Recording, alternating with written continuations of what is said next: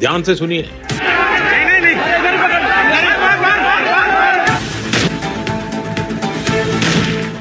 नमस्कार दोस्तों, स्वागत है आप सभी का एक बार फिर से। तो आइए नजर डालते हैं आज दिन भर की तमाम बड़ी खबरें, मुख्य समाचार, today breaking news, headlines news, सभी खबरें महत्वपूर्ण और काम की खबर है। तो वीडियो में बने रहिए और वीडियो को पूरा लास्ट तक जरूर देखिए। तो बढ़ते हैं आज की पहली बड़ी खबर की ओर। दिल्ली में एक सप्ताह तक बढ़ाया गया लॉकडाउन, मेट्रो सेवा भी आज से रहेगी बंद। बता दें कि दिल्ली में बेकाबू होते कोरोना वायरस संक्रमण को देखते हुए सीएम अरविंद केजरीवाल ने लॉकडाउन को एक सप्ताह के लिए और बढ़ा दिया है। सीएम ने प्रेस कॉन्फ्रेंस के जरिए यह जानकारी दी। अब दिल्ली में 17 मई से सुबह 5 बजे तक लॉकडाउन रहेगा। वहीं आज से दिल्ली में मेट्रो सेवा को भी पूरी तरह से बंद कर दिया गया है। कोरोना के बढ़ते मामलों के बीच दिल्ली से एक राहत भरी खबर आई है। दिल्ली में कोरोना वायरस का पॉजिटिविटी रेट 35% से घटकर 23% पर आ गया है। बाबा रामदेव के खिलाफ फोर्डा ने की कड़ी कार्रवाई की मांग, जानिए क्या है मामला। बता दें कि federation of residence doctor association ने योग गुरु बाबा रामदेव के खिलाफ कोरोना के इलाज के संबंध में उनकी कथित टिप्पणी को लेकर सख्त कार्रवाई की मांग की है। एसोसिएशन ने आज एक प्रेस रिलीज जारी करके योग गुरु पर डॉक्टरों के खिलाफ आधारहीन आरोप लगाने का आरोप लगाया है और चेतावनी दी है कि इस वजह से स्वास्थ्य सेवाओं पर असर पड़ सकता है और मोर्टिलिटी और मॉर्बिडिटी भी बढ़ सकती है। एसोसिएशन ने अपनी प्रेस रिलीज को प्रधानमंत्री, गृह मंत्री, आयुष मंत्रालय, गृह मंत्रालय, केंद्रीय स्वास्थ्य मंत्री समेत कुछ चुनिंदा मीडिया हाउस को भी टैग करके ट्वीट किया है।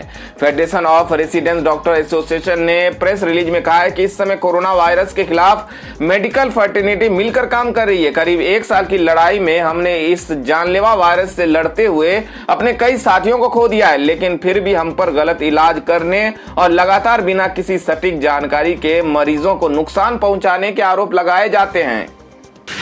पीएम मोदी ने पंजाब, बिहार समेत 4 मुख्यमंत्रियों से की फोन पर बात, कोरोना के हालात का लिया जायजा। बता दें कि देश के कई राज्य इस समय कोरोना वायरस महामारी की दूसरी लहर से जूझ रहे हैं। महामारी के बढ़ते प्रकोप के बीच आज प्रधानमंत्री नरेंद्र मोदी ने पंजाब, कर्नाटक, बिहार और उत्तराखंड के मुख्यमंत्रियों से बात की। इस दौरान पीएम मोदी ने सभी राज्यों में कोरोना हालात का जायजा लिया और केंद्र द्वारा उन्हें पूरी सहायता पहुंचाने का भरोसा भी दिलाया। पीएम मोदी ने चारों मुख्यमंत्रियों को महामारी की दूसरी लहर से किए जा रहे उपायों की जानकारी भी दी। छत्तीसगढ़ में शराब की ऑनलाइन बिक्री और होम डिलीवरी को मंजूरी। जी हां दोस्तों, शराब के शौकीनों के लिए एक अच्छी खबर हो सकती है। बता दें कि छत्तीसगढ़ में कांग्रेस शासित सरकार ने कोरोना के कहर के बीच शराब की ऑनलाइन बिक्री और होम डिलीवरी की इजाजत दे दी है। आज राज्य सरकार की ओर से जारी आदेश में कहा गया है कि आज से राज्य में सुबह 9 बजे से रात के 8 बजे तक शराब की डिलीवरी होगी। छत्तीसगढ़ सरकार ने आज जारी आदेश में कहा है कि CSMCL की वेबसाइट या इसकी ऐप पर एक व्यक्ति 5 लीटर तक शराब बुक कर सकता है और शराब की दुकान से 15 किलोमीटर के दायरे में 100 रुपये का अतिरिक्त भुगतान करके होम डिलीवरी भी मंगवा सकता है। उत्तर प्रदेश में फिर बढ़ाया गया लॉकडाउन, अब 17 मई तक रहेंगी पाबंदियां। बता दें कि कोरोना वायरस के बढ़ते संक्रमण के कारण उत्तर प्रदेश में हाहाकार मचा हुआ है। कोरोना के इस बढ़ते संक्रमण को रोकने के लिए प्रदेश की योगी आदित्यनाथ सरकार लॉकडाउन को 17 मई तक सोमवार की सुबह 7 बजे तक एक बार फिर से बढ़ा दिया है। हालांकि इस दौरान पहले की तरह ही जरूरी सेवाओं की छूट रहेगी। लॉकडाउन बढ़ाने का फैसला टीम 11 के साथ बैठक के बाद प्रदेश के मुखिया योगी आदित्यनाथ ने लिया है। बता दें कि प्रदेश में पहले वीकेंड लॉकडाउन 9 मई तक के लिए बढ़ाया गया था, जो 10 मई की सुबह 7 बजे खत्म होना था। दरअसल पंचायत चुनाव के बाद यूपी के गांवों में कोरोना संक्रमण का खतरा मंडरा रहा है। इसके चलते प्रदेश की योगी आदित्यनाथ सरकार ने ये लॉकडाउन को बढ़ाने का फैसला किया है। हालांकि प्रदेश सरकार की तरफ से पहले जो आदेश आया था उसके मुताबिक लॉकडाउन को एक सप्ताह के लिए बढ़ाया गया था, जो कल सुबह 7 बजे खत्म होना था। एक बार फिर प्रदेश की योगी आदित्यनाथ सरकार ने पूरे हफ्ते लॉकडाउन लगाने का ऐलान कर दिया है। कोरोना संक्रमित आजम खान की तबीयत बिगड़ी, बेटे के साथ लखनऊ किए गए शिफ्ट। बता दें कि देश में कोरोना महामारी ने विकराल रूप ले लिया है, जिस वजह से आम से लेकर खास लोग सब इसकी चपेट में आ रहे हैं। हाल ही में उत्तर प्रदेश की जेल में बंद समाजवादी पार्टी के नेता आजम खान भी कोरोना संक्रमित हुए थे, जिनकी तबीयत बिगड़ने पर रविवार देर शाम उन्हें लखनऊ लाया गया। फिलहाल अब वो मेदांता अस्पताल में उपचाराधीन है। आजम के साथ उनके बेटे अब्दुल्ला खान भी पॉजिटिव पाए गए थे, वो भी मेदांता में ही इलाज करवा रहे थे। दरअसल सपा सांसद आजम खान और उनके बेटे अब्दुल्ला पिछले 14 महीनों से सीतापुर जेल में बंद है। बीते 28 अप्रैल को बुखार की शिकायत के बाद जेल प्रशासन ने आजम खान, अब्दुल्ला समेत कई कैदियों की कोरोना जांच करवाई, जिसकी रिपोर्ट 1 मई को आई। इसमें आजम और उनके बेटे पॉजिटिव निकले। इसके बाद डॉक्टरों की सलाह पर उन्हें लखनऊ के पीजीआई अस्पताल में शिफ्ट कराने की तैयारी हुई। एएमयू पर भारी पड़ी कोरोना संक्रमण की दूसरी लहर। 20 दिन में जान गंवा चुके हैं 19 प्रोफेसर। बता दें कि कोरोना वायरस के बढ़ते संक्रमण के कारण उत्तर प्रदेश में हाहाकार मचा हुआ है, तो वहीं कोरोना संक्रमण की दूसरी लहर अलीगढ़ मुस्लिम यूनिवर्सिटी में जमकर कहर बरपा रही है। आलम यह है कि बीते 20 दिनों में कोरोना संक्रमण के चलते एएमयू के 19 प्रोफेसरों की मौत हो गई है। एएमयू के जनसंपर्क अधिकारी उमर सलीम पीरजादा ने मीडिया को जानकारी देते हुए बताया कि शनिवार को लॉ फैकल्टी के डीन प्रोफेसर शकील अहमद समदानी का निधन हो गया है। इससे पहले शुक्रवार को जेएन मेडिकल कॉलेज में मेडिसिन फैकल्टी के प्रोफेसर शादाब अहमद खान का निधन हो गया था। मीडिया रिपोर्ट्स के मुताबिक एएमयू में रोजाना किसी न किसी प्रोफेसर, रिटायर्ड प्रोफेसर व अन्य स्टाफ के निधन पर शोक व्यक्त कर रहा है। बीते 20 दिनों में अब तक एएमयू के 19 प्रोफेसरों का निधन हो चुका है। इसमें सेवानिवृत्त प्रोफेसर व अन्य कर्मचारी शामिल नहीं है। ऐसे लोगों को जोड़कर मरने वालों की संख्या 40 से अधिक बताई जा रही है।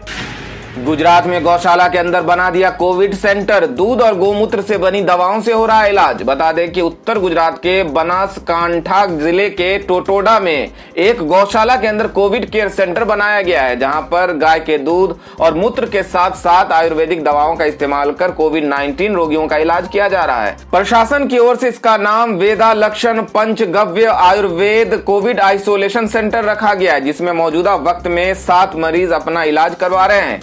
अंग्रेजी अखबार इंडियन एक्सप्रेस की रिपोर्ट के मुताबिक सेंटर को मोहन जाधव चला रहे हैं। उन्होंने कहा कि यह सेंटर राजाराम गौशाला आश्रम में बनाया गया है, जिसकी शुरुआत 5 मई को हुई थी। मौजूदा वक्त में जिन मरीजों को यहां पर रखा गया है, उनकी RT-PCR रिपोर्ट पॉजिटिव आई थी। साथ ही उसमें कोरोना के हल्के लक्षण है। फिलहाल सभी लोगों का उपचार दूध, घी और मूत्र से तैयार 8 आयुर्वेदिक दवाओं से किया जा रहा है। कोरोना मरीजों के लिए हरियाणा सरकार घर घर फ्री बंटवा रही है इन 15 चीजों से भरा बॉक्स। बता दें कि हरियाणा के स्वास्थ्य मंत्री अनिल विज ने कहा है कि होम आइसोलेशन में रह रहे कोरोना मरीजों के लिए किट बांटी जा रही है, जिसमें मरीजों के लिए कई जरूरी चीजें होती है। एक बुकलेट भी होती है जिसमें कोरोना बीमारी व उसके उपचार से संबंधित अहम जानकारी दी गई है, इसलिए सभी मरीजों को ये पुस्तक अवश्य पढ़नी चाहिए। विज ने बताया कि यूं तो इस पूरी किट की कीमत लगभग 5,000 रुपये है, परंतु प्रदेश में सभी मरीजों को ये किट निःशुल्क उपलब्ध कराई जाएगी। इस किट में एक oximeter, digital thermometer, steamer, 3 layer mask, Ayush cloth, गिलोय, गनवटी, अरुण तेल, ORS तथा कोरोना बीमारी से संबंधित जानकारी से भरपूर बुकलेट सहित एलोपैथिक व आयुर्वेदिक दवाइयों के साथ कुल 15 आइटम शामिल है। सरकार का कहना है कि होम आइसोलेशन में रह रहे सभी मरीजों को ये किट निःशुल्क उपलब्ध कराई जाएगी।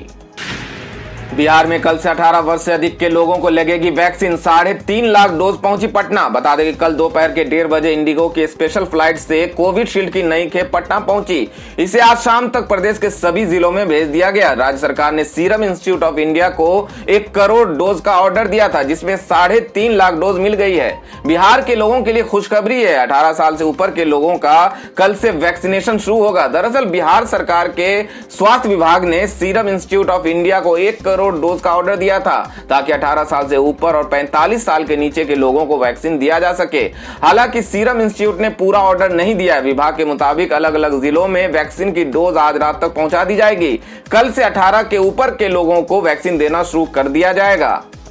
प्रवासी मजदूरों को मुफ्त भोजन देगी केरल सरकार। वित्त मंत्री थॉमस इसाक ने की घोषणा। बता दें कि केरल सरकार लॉकडाउन के दौरान प्रवासी मजदूरों को मुफ्त भोजन कराएगी। इसके लिए राज्य सरकार प्रवासी मजदूरों की सूची तैयार कराएगी, जिसके आधार पर उन्हें सुविधाएं मुहैया कराई जाएगी।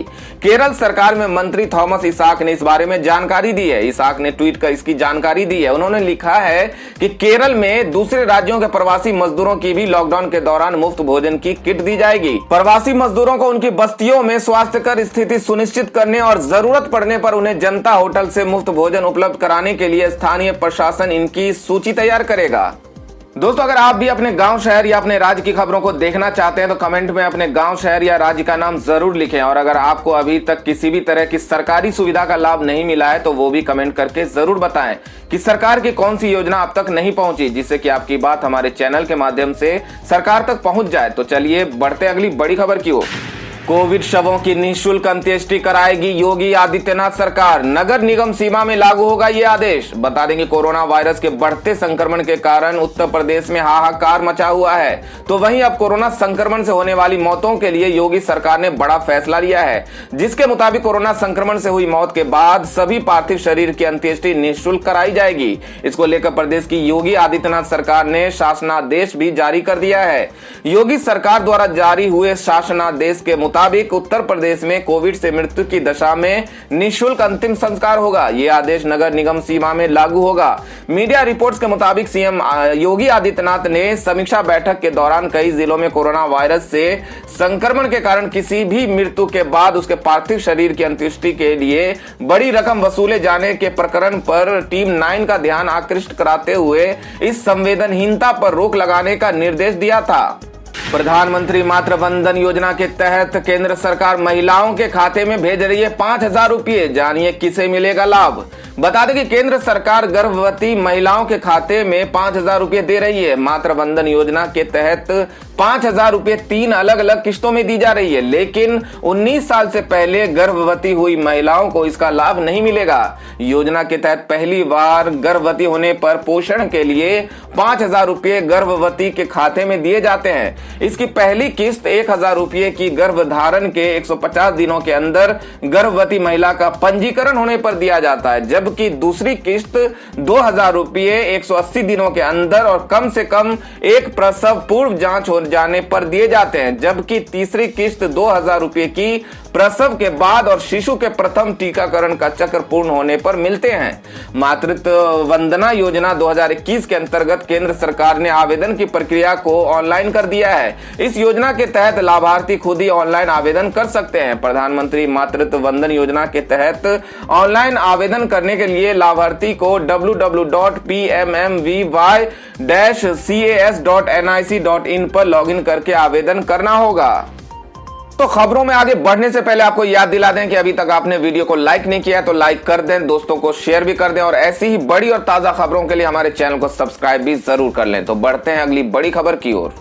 सरकारी नौकरी चाहने वालों के लिए खुशखबरी निकल के आ रही है। कोरोना काल में रेलवे विभाग कर रहा है इन पदों पर नियुक्ति। 10वीं पास छात्रों को मिल रहा है सरकारी नौकरी करने का सुनहरा मौका। बता दें कि वेस्टर्न रेलवे ने मुंबई सेंट्रल और वलसाड मुंबई में कोविड आइसोलेशन वार्ड में अनुबंध के आधार पर CMP, nursing sister, hospital attendant के पदों के लिए 27 रिक्तियों की घोषणा करते हुए एक अधिसूचना जारी की है। वे सभी जो रेलवे का हिस्सा बनना चाहते हैं उन्हें 11 मई 2021 को या उससे पहले उन पदों पर आवेदन करने का अवसर है। सभी इच्छुक उम्मीदवार को केवल ऑनलाइन मोड के माध्यम से अपने आवेदन जमा करने की आवश्यकता है। किसी अन्य मोड के माध्यम से प्राप्त आवेदनों को स्वीकार नहीं किया जाएगा। इस भर्ती प्रक्रिया के माध्यम से कुल 27 रिक्त पदों पर भर्ती की जाएगी। उम्मीदवारों का चयन 13 मई 2021 को निर्धारित वीडियो या व्हाट्सएप वीडियो साक्षात्कार के माध्यम से किया जाएगा। बात कर लेते हैं सोने और चांदी के ताजा भाव की। तो बता दें कि सराफा बाजार में सोने का दाम 46,800 रुपए प्रति 10 ग्राम पर रहा, वहीं चांदी की कीमत 69,511 रुपए प्रति किलोग्राम पर मिल रहा है।